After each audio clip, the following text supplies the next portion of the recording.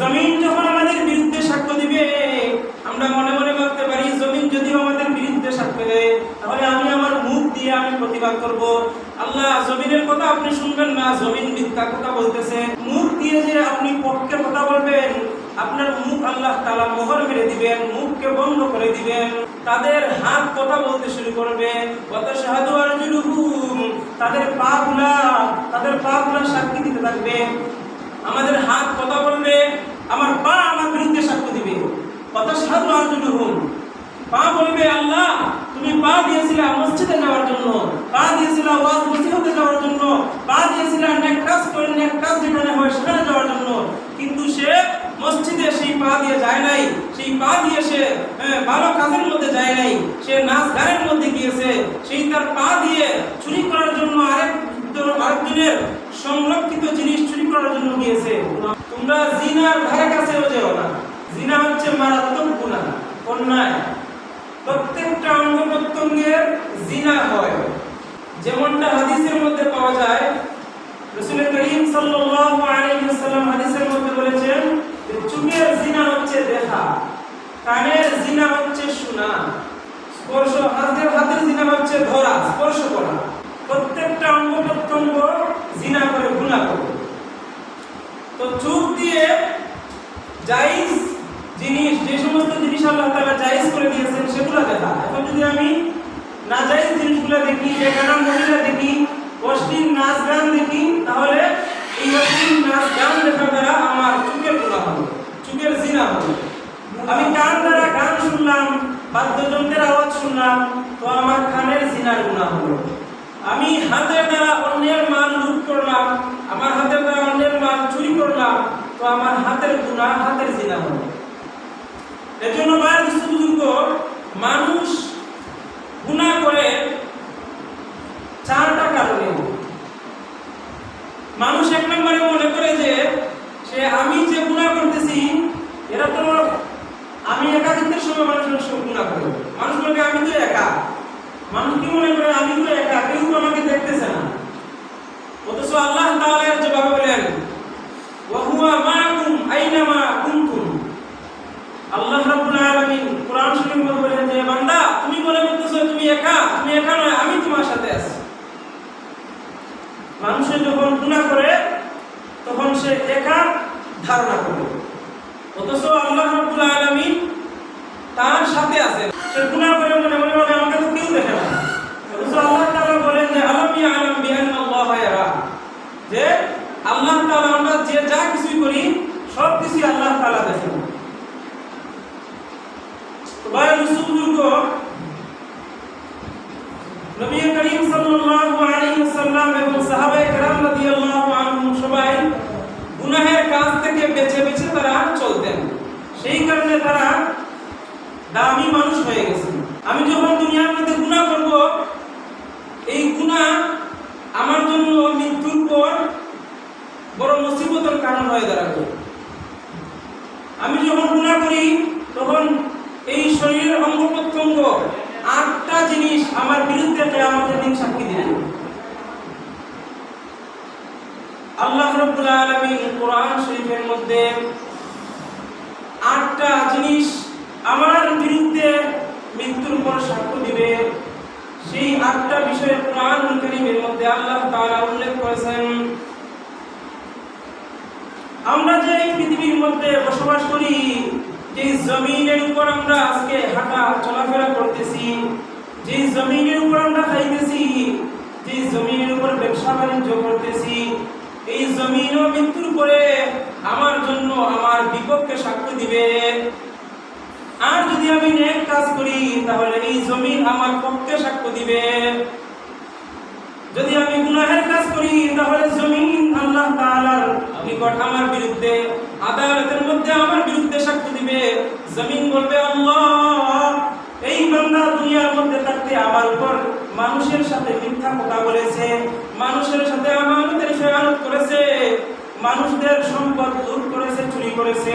এই আমার জমিনের উপর তাকিয়া সে আমার আল্লাহ তাআলা হে রব তোমার কথা ইবাদত করার কথা ছিল, কিন্তু সে তোমার ইবাদত না করিয়া শয়তানের ইবাদত করেছে।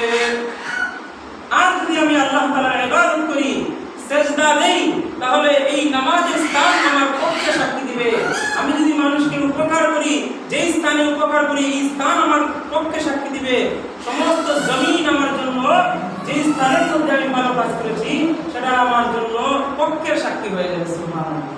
2 নম্বরে আমাদের বিপক্ষে সাক্ষী দিবে হাত। সূরা ইয়াসিনের মধ্যে আল্লাহ তাআলা বলেন, আল-ইয়াওমা নাখতিমু আলা আফওয়াহিহিম ওয়া তুকাল্লিমুনা আইদিহিম ওয়া তাশহাদু আরজুলুহুম বিমা কানু ইয়াকসিবুন। জমিন যখন আমাদের বিরুদ্ধে সাক্ষ্য দিবে, আমরা মনে মনে ভাবতে পারি জমিন যদি আমাদের বিরুদ্ধে সাক্ষ্য দেয় তাহলে আমি আমার মুখ দিয়ে আমি প্রতিবাদ করব। আল্লাহ জমিনের কথা আপনি শুনবেন না, জমিন মিথ্যা কথা বলতেছে। জমিন বলতেছে আমি নামাজ পড়ি নাই, আসলে আমি নামাজ পড়েছি। জমিন বলে আমি জিনার কাজ করেছি, আসলে আমি জিনার কাজ করি নাই। মুখ দিয়ে যে আপনি পক্ষে কথা বলবেন, আপনার মুখ আল্লাহ তাআলা মোহর মেরে দিবেন, মুখকে বন্ধ করে দিবেন। নাউযুবিল্লাহ। মুখ দিয়ে কোনো কথা বের হবে না। সূরা ইয়াসিনের মধ্যে আল্লাহ বলেন, আল-ইয়াওমা নাখতিমু আলা আফওয়াহিহিম, আমি মৃত্যুর পর আমি তাদের মুখের মধ্যে মোহর মেরে দিব। ওয়া তুকাল্লিমুনা আইদিহিম, তাদের হাত কথা বলতে শুরু করবে।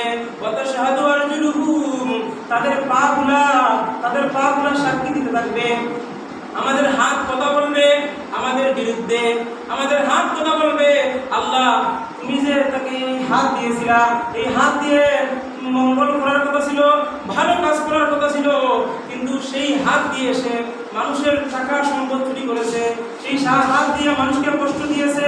এই হাত আমার বিপক্ষে সাক্ষী হয়ে দাঁড়াবে, আমার পা আমার বিরুদ্ধে সাক্ষ্য দিবে। কথা সাধু আরজুলুহুম, পা বলবে আল্লাহ তুমি পা দিয়েছিলা মসজিদে যাওয়ার জন্য, পা দিয়েছিলা ওয়াজ নসিহতে যাওয়ার জন্য, পা দিয়েছিলা নেক কাজ করে নেক কাজ যেখানে হয় সেখানে যাওয়ার জন্য, কিন্তু সে মসজিদে সেই পা দিয়ে যায় নাই, সেই পা দিয়ে সে ভালো কাজের মধ্যে যায় নাই, সে নাচ গানের মধ্যে গিয়েছে, সেই তার পা দিয়ে চুরি করার জন্য আরেকজনের সংরক্ষিত জিনিস চুরি করার জন্য গিয়েছে। আমাদের পা আমার বিরুদ্ধে সাক্ষ্য দিতে পারে। তো আমরা মনে মনে ভাবতে পারি যে অনেক মানুষ টাউনের মধ্যে দেখা যায় যার হাতও নাই পাও নাই, আদুর লেংরা, এবারে কিছু না, হাত নাই পা নাই, ঘোরাঘুরি করে ভিক্ষা করে। মনে মনে ভাবতে তার মনে তারপর হাতেও সাক্ষী দিবে না, পাওয়া সাক্ষী দিবে না, সে মনে মুক্তি পেয়ে যাবে। না না, সাক্ষী তো শুধু 3টাই নাই, আরো 5টা রয়ে গেছে। এরপরে আল্লাহ রাব্বুল আলামিন আরেকটা আয়াতের মধ্যে বলেছেন যে শাহিদা আলাইহিম সামউহুম ওয়া আবসারুহুম ওয়া জুলুদুহুম। এখানের মধ্যে 3টা সাক্ষীর কথা এসেছে। আল্লাহ তাআলা বলেন যে মরার পরে যে আমাদের কান আমাদের বিরুদ্ধে সাক্ষী দিবে। কান দ্বারা যদি আমি ভালো জিনিস শুনি, ওয়াজ নসিহত শুনি, মানুষের ভালো কথাগুলো শুনি, তাহলে কান আমার পক্ষে সাক্ষী দিবে। আর যদি কান দ্বারা আমি গান বাদ্য শুনি, আমি নাটক সিনেমার আওয়াজ শুনি, এই কান দ্বারা যদি মানুষের গীবত শুনি, তাহলে আল্লাহ তাআলা এই কান আমার বিপক্ষে সাক্ষী দিবে। ওয়াইলুল লিকুল্লি হুমাযাতিল লুমাযা, মানুষের গীবত করাও ঠিক নাই, শোনাও ঠিক নাই। একজন আরেকজনের নিকট মানুষের দুশ্চর্চা করে, এটা কোনকে বলা হয় গীবত। আল্লাহ তাআলা বলতেছেন কোরআন শরীফের মধ্যে, ওয়াইলুল লিকুল্লি হুমাযাতিল লুমাযা। হুমাযা বলা হয় যে পশ্চাতে মানুষের দোষ বর্ণনা করে, মানে একজন মানুষ সামনে নাই, আরেক জায়গায় আছে, অনুপস্থিত কারো দোষ বর্ণনা করা, এটাকে বলা হয় হুমাযা। ওয়াইলুল লিকুল্লি হুমাযা। আর লুমাযা বলা হয় সামনাসামনি কারো দোষ বর্ণনা করা। সামনাসামনিও কারো দোষ বর্ণনা করা নিষেধ, গোপনেও কারো দোষ বর্ণনা করা নিষেধ। এখন যদি আমি আরেকজনের দোষ বর্ণনা করি আর আরেকজন বলে আরেকজনের দোষ, আমি আরেকজনের দোষটা কান দিয়ে শুনি, এই কান আমার বিরুদ্ধে সাক্ষ্য দেবে। এজন্য উচিত হচ্ছে কেউ যদি আপনার সামনে অন্য কারো দোষ বর্ণনা করে, তাহলে তার কাছ থেকে দূরে সরে যাওয়া। কারণ যদি আমি তা না করি তাহলে কান আমার বিরুদ্ধে সাক্ষী দিবে। এটা হচ্ছে 4 নম্বর। 5 নম্বর হচ্ছে যে শাহিদা আলাইহিম সামউহুম আবসারুহুম, চক্ষুর কথা আল্লাহ তাআলা বলতেছেন যে চক্ষু আমাদের বিরুদ্ধে সাক্ষ্য দিবে। কিয়ামতের দিন দেখেন আল্লাহ তাআলা চোখ দিয়েছেন কত বড় একটা নিয়ামত। আমরা যখন ঘুমের মধ্যে যাই, ঘুমানোর সময় যদি চক্ষু খোলা থাকে, চোখ খোলা রেখে যদি ঘুমাই তাহলে ঢুকে যেতে পারবো।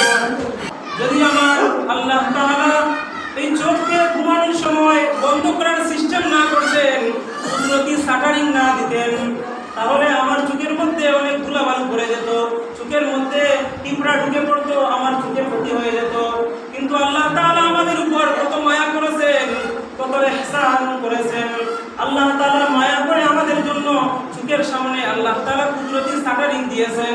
সুবহানাল্লাহ। দেখবেন ঘুমানোর সময় আমরা যখন ঘুমাই অটোমেটিক চোখ বন্ধ করার সময় অটোমেটিক চোখ লেগে যায়, ঠিক আছে না? যদি চোখ দিয়ে আমরা সাইয়া কইতাম তাহলে সাওয়ার দ্বারা উপর থেকে অনেক সময় ফুটামাটন করতো বা ধুলাবালু করতো, বা টিনের উপর থেকে অনেক সময় কিনা থেকে কাঠ থেকে বা বাঁশ থেকে উপর থেকে পুরা আছে না, অনেক সময় পরে উপর থেকে পুরা আমাদের চোখে পড়ে যেত। কিন্তু কত সুন্দর আল্লাহ তাআলা আমাদের জন্য কুদরতিভাবে দুইটা চোখের পর লাগাই দেন। তো এটা আল্লাহ তাআলার কত বড় নিয়ামত। এই নিয়ামত আল্লাহ তাআলা আমাদেরকে দিয়েছেন। এই নিয়ামত দিয়ে আল্লাহ তাআলা আমাদেরকে বলতেছেন, মা মাররাকা বিরাব্বিকাল কারীম, ও আমার বান্দারা, আমি তোমাকে এত নিয়ামত দিলাম, কিসে তোমাকে আমার থেকে অমনোযোগী করলো, কিসে তোমাকে দুকায় ফেললো?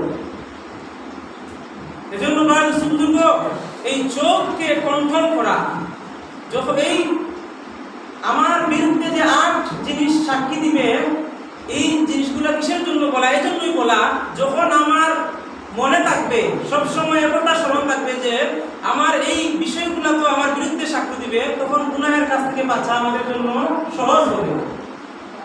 যখন আমি গুনাহের কাজের মধ্যে যাইব, তখন মনে মনে কল্পনা করব আমার আল্লাহ তো আমাকে দেখতেছেন।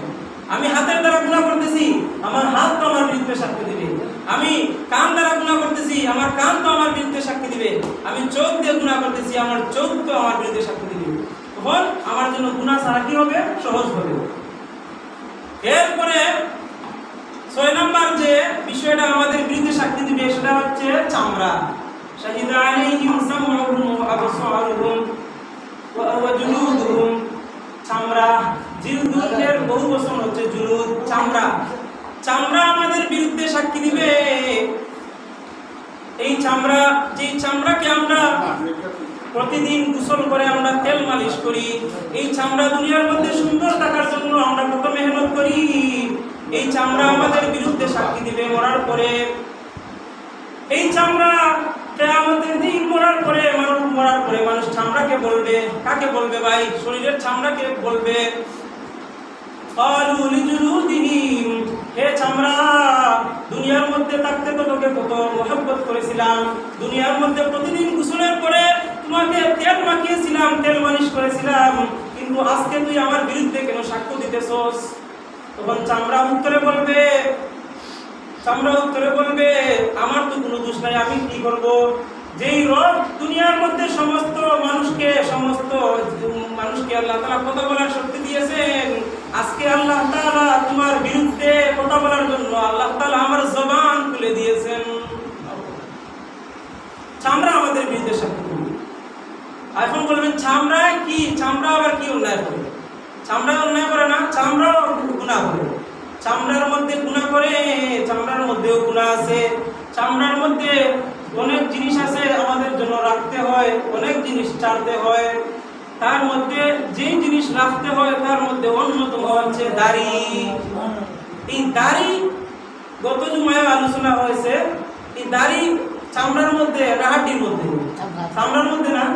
এই চামড়ার থেকে যখন আমি দাড়িকে শেভ করলাম, দাড়িকে সেটে ফেললাম, তখন এই চামড়া আমাদের বিরুদ্ধে সাক্ষ্য দিবে, আল্লাহ আমার মধ্যে যে সুন্দর তাকে দেখা যাইত, পুরুষের জন্য আল্লাহ তাআলা যে সৌন্দর্য দিয়েছেন দাড়ি, এই দাড়ি দুনিয়ার জমিনে সে রাখে নাই। দাড়ি কাটার কারণে, দাড়ি শেভ করার কারণে এই সেটার গুনাহ সেই চামড়া তার বিরুদ্ধে সাক্ষী দিবে। নাউজুবিল্লাহ। দাড়ি কাটা গুনাহে জারিয়া, নেক কাজ করলে সদকায়ে জারিয়া। যেমন মসজিদ বানায় দিলে যতদিন পর্যন্ত মানুষ মসজিদে নামাজ পড়বে ততদিন আপনার আমলনামায় সওয়াব হতে থাকবে। নলকূপ বানায় দিলেন, টিউবওয়েল লাগিয়ে দিলেন, টিউবওয়েল লাগাইয়া দেওয়ার পরে যতদিন আপনি মরে গেছেন, কবরের মধ্যে চলে গিয়েছেন, কিন্তু যতদিন মানুষ দুনিয়ার মধ্যে টিউবওয়েলে চাপ দিয়ে পানি খাইবে, আপনি কবরে ঘুমায়া ঘুমায়া সওয়াব পাইতে থাকবেন। সুবহানাল্লাহ। আর যদি আমি দাড়ি কেটে, অনেক সময় দেখা যায় অনেক যুবকরা দাড়ি রাখে না, কারণ যদি দাড়ি রাখি তাহলে আমাকে স্মার্ট লাগবে না, দেখতে সুন্দর লাগবে না, আমাকে মেয়ে বিয়ে দিবে না। তো এমন মহিলার তো আমার দরকার নাই যে মহিলা দাড়িকে ভালো পায় না। আজকে দেখা যায় অনেক মুরব্বীরা দাড়ি রাখেন না, অনেক অনেক মানুষ, সম্মানী মানুষ দাড়ি রাখে না, অনেক যুবকরা দাড়ি রাখে না, অনেক মাদ্রাসার সভাপতি দাড়ি রাখে না, অনেক মাদ্রাসার মুতাওয়াল্লি, মসজিদের মুতাওয়াল্লি, সভাপতি অনেক জায়গায় দাড়ি রাখে না, অনেক মানুষ দাড়ি রাখে না। কারণ এটা হচ্ছে মনে করে যে আমি তো স্মার্ট দেখা যাবে না, আমাকে মুরব্বী লাগবে না। অনেক সময় দেখা যায় যে মুরব্বী মানুষ চায় যে ওই মুরব্বীটা দাড়ি রাখুক, দাড়ি রাখলে তাকে মুরব্বীর মতো লাগবে, দেখতেও সুন্দর লাগবে। কিন্তু অনেক সময় মুরব্বীরা দাড়ি রাখে না, তবু মনে করে যে আমি মুরব্বী হয়ে গেছি, মানুষ আমাকে মুরব্বী বলে, আমি তো মুরব্বী না, আমি এখনো যুবক রয়ে গেছি। আস্তাগফিরুল্লাহ। মানুষ মনে করে মুরব্বী হয়ে গেছি, আরো কিছুদিন পরে দাড়ি রাখবো। না না ভাই, আরো কিছুদিন পরে আপনি বাঁচবেন যে আপনার তো গ্যারান্টি নাই। নবী করিম সাল্লাল্লাহু আলাইহি ওয়াসাল্লাম মৃত্যুর পরে যদি নবীর সমস্ত নবীদের দাড়ি ছিল, সমস্ত সাহাবীদের দাড়ি ছিল, সমস্ত সাহাবীদের দাড়ি ছিল, নবীদের দাড়ি ছিল, আমার তো আফসোস থাকার দরকার ছিল।